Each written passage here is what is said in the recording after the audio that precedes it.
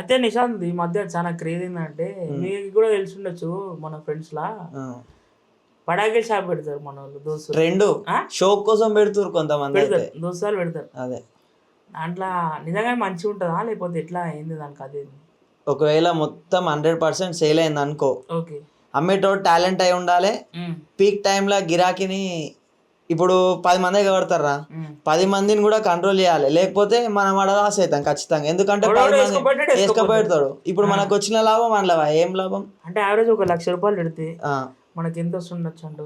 ₹1,00,000 పెడితే 50,000 last years back ఏమో పెట్టిండు, అందుకే అడుగుతున్నాయి. ₹1,00,000 పెడితే ఖచ్చితంగా 50,000 మిగులుతాయి. 50,000 ఖచ్చితంగా మిగులుతాయి. అది మార్కెట్ ఏడు ఉంటుంది మార్కెట్. అప్పుడైతే గాజువాక భీమా అటు పోయి తెచ్చేది. ఏపీ ఇప్పుడు అవసరం లేక నార్కెట్పల్లి కొడితే దొరుకుతున్నాయి గోదాంలో.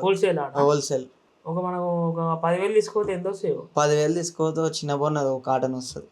సరిపోతుంది ఇంట్లోకి రచ్చలు అయిపోవచ్చు ఇక 10,000. ఓకే. ఇప్పుడు షాప్ పెట్టాలంటే గుడిసె వేయించుకోవాలి, ఫైర్ ఇంజన్ పర్మిషన్ తీసుకోవాలి, పోలీస్ పర్మిషన్ తీసుకోవాలి, GHM జోన్ దగ్గర తీసుకోవాలి, మళ్ళా వాటర్ పెట్టుకోవాలి, టెంట్ హౌస్ డ్రమ్ము పెట్టుకోవాలి, నీళ్లు పెట్టుకోవాలి.